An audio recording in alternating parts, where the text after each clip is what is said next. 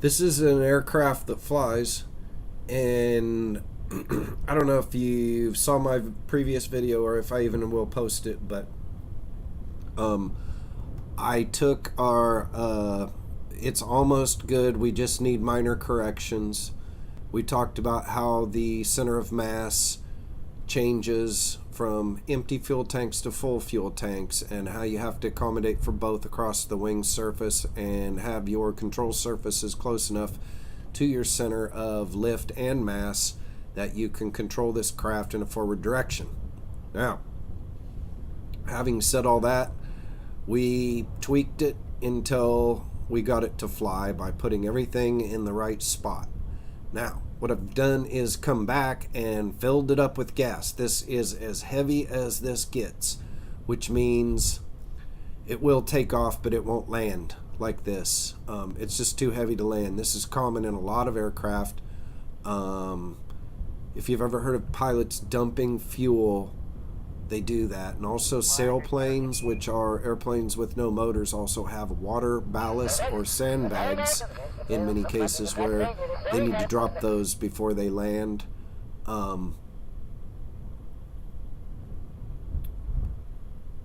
So anyway, this is kind of a test. I don't know if this is going to fly. I just filled it up with gas, and I said, well, we'll see now. So we turn on the stability controls. Last time we took off at 3/4 or 2/3 throttle. So this time I made to start full throttle. I know I'm heavy, so I need to get everything going faster. Of course, we wouldn't do this in a real flight like that. It's just right off the blocks, we would ease into it. Okay. Alright, so 70 was our stall speed before, and 90 we had a really good rate of climb, so we're just going to try 90. Alright, raise the gear. I guess we just passed the test. One thing I can see is that the stability control is pulling on my pitch a little bit. Pulling me back, I think. So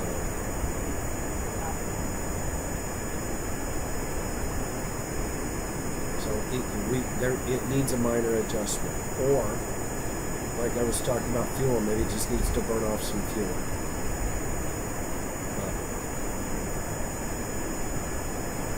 So, I can feel the difference in the weight. The other one, we flew with almost no gas, and I can feel the pull on this. I really can. Let me change the camera real fast. I'm going to put it on chase, and this will keep the land level for us while the airplane turns. Now, there's another way to do it. Let me show you that one. That's camera locked, and that's where we have the airplane is fixed, and the horizon moves, or your landscape moves. This is an interesting point that Soviet aircraft is this setup. Alright? And maybe some other European models follow that. Now, the other one I showed you, which is Chase, like this is how the American aircraft instrumentation is set up. I don't know if I have an example of that instrument in the cockpit. Let me get some pointed in an upward direction a little bit. Let's go inside and see if I have an example of what I'm trying to tell you. Let me show you. I need to go back outside. I'm about to crash. Alright, so there's our probably a need for a little adjustment. If you noticed, I was paying attention to two things at once, maybe three, and while I was looking for my instrumentation, which this is an update. I haven't seen that yet. so I was a little confused. But I was always watching the ground out of the corner of my eye, no matter what. There's something you're always watching out of the corner of your eye. Usually pilots look at 2 or 3 things at one time, even though they have 6 things they reference. We call it the 6-pack. It's in the middle. And then your eyes usually never over-focus on one, because over-focusing on one means neglect of possibly 2 others, if not all 5. And so we divide our focus usually between 2 or 3, but not all of them, but they all get kind of a casual glance. Different pilots have different ways. Some put their eyes in the middle and they go out in a direction towards each one and then back to the center and then out. Some pilots do it like a clock, and they'll go around, start clockwise and go around their instruments in a circle. I don't want to speak for military pilots, but if you ask one, they may tell you how they're trained. And in all events, whenever you're trying to figure out how to do things, usually when it comes to aviation, military will be correct. And that's just because of all the thought, the number of people that they train, and the time they put into it. And they also have established the standard, basically. Starting with World War I, World War II, and now the continued resupply and air refueling, global platform. It's amazing where we've come in about 105 years in aviation. What was it, 1900? You'd have to look it up when the Wright brothers flew, but I'll hold you to it. It's 1900 something early. Of course, we were flying hot air balloons before that, and before that we were shooting arrows. When it comes to arrows, airplanes, cannonballs, rockets, submarines, bullets, it's all what we call ballistics, aerodynamics, the study of physics and its impact on real-world objects as they fly through the air. We get things called thrust-to-weight ratio, center lift, center mass. You know, it's all basic concepts, very basic concepts in a way, but maybe not. Maybe it's just you put enough stuff together, you can figure something out, and then, of course, the engineers have to build the hardware after you get the idea. And then, of course, someone has to have a plan what to do with the hardware. That would be where called implementation software does that. Someone builds the computer and someone builds the software. Very rarely in the past, almost never, did the person who built the computer build the software.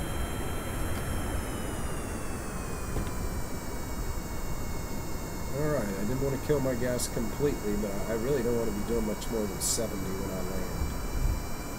So once I lower my gear, it's going to drop back. So I'll lower my gear before I make another throttle adjustment.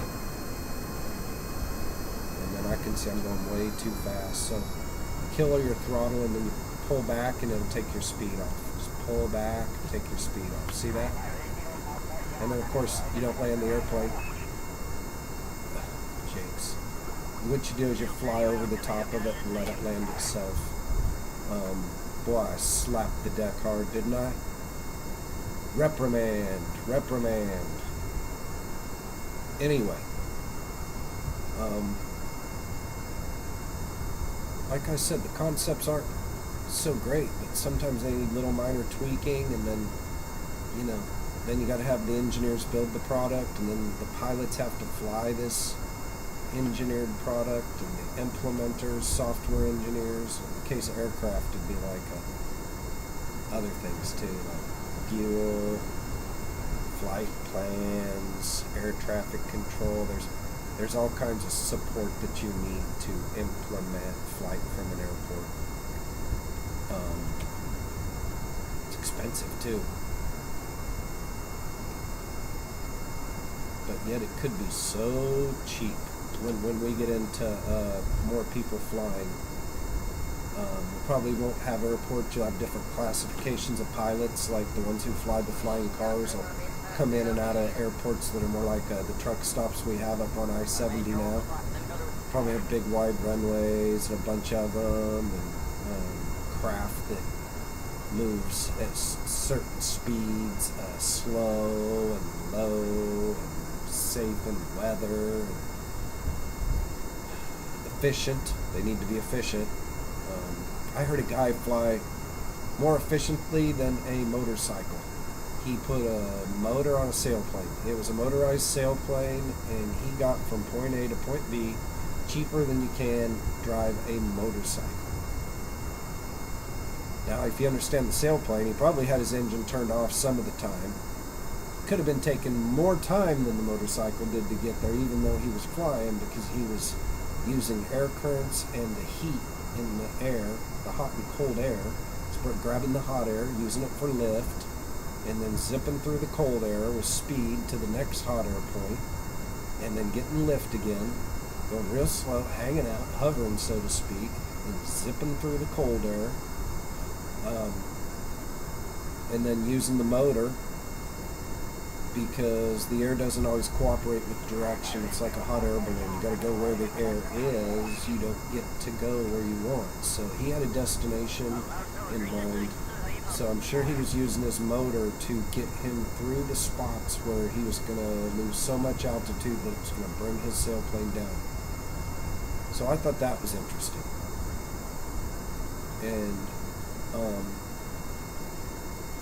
anyway, I also do like this craft. It looks like one adjustment I need to make, and this could be, as I'm leaning back a little bit, if anything, I would rather maybe tip forward just a touch, and that would be for cockpit view. It looks okay.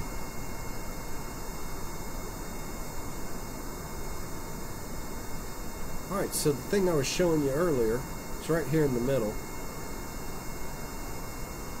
And of course this is the ball version of it. What I was actually talking about, you'll see on Cessnas, it's this device here, but it's two lines in an airplane, a horizon and an airplane. I wonder if I have one here. Let me check something. Nope.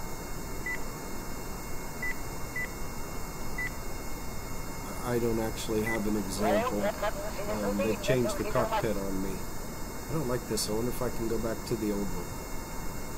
Anyway, I have half runway here. I'm inside, and I'm going to see if I can get this baby up. Alright, so when we're going down the runway, we never use our roll controls. We use our yaw.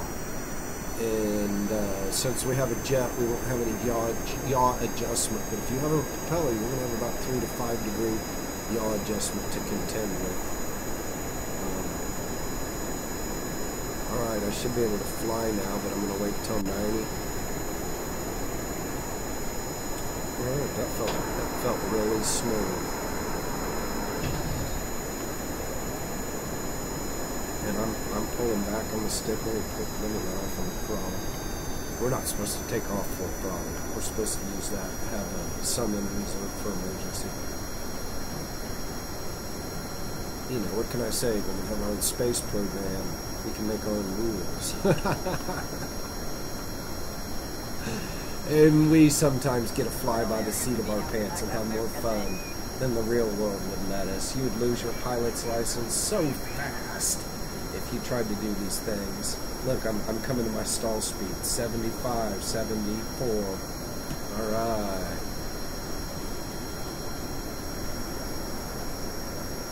And when you're on your stall speed like that and coming to the ground, woo! I'm being dangerous.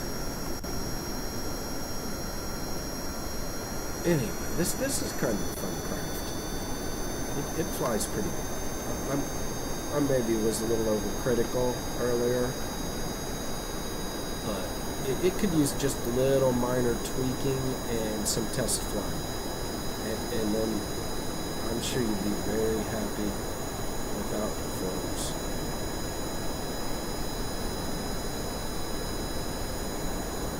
And yeah, you have to know things. When you put it up sideways like this, you're falling. So you can only stay there so long. You get about 12,000 feet. If you don't have oxygen, you can stay there for less than 30 minutes. Otherwise, you'll go hypoxic. And if you kiss your shadow, you die. This is all crazy. I'll be lucky if I don't recommend this video. Anyway, you saw me do a slap-down landing earlier.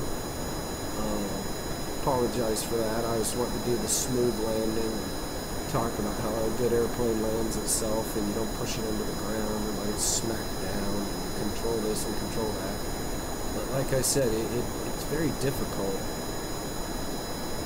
actually giving a demonstration, working your motor skills, and speaking about it at the same time. So, you know, you got your motor skills and your mouth going at the same time. You're trying to engage your brain. You want to avoid the word finding and words like and pauses and unnatural things. Keep the flow, the flow, the flow.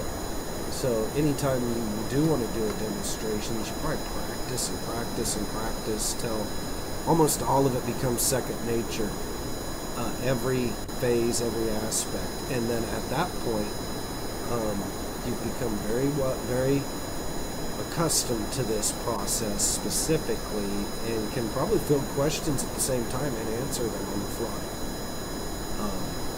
But that, of course, is why I do all this, is to practice these skills that I'm talking about.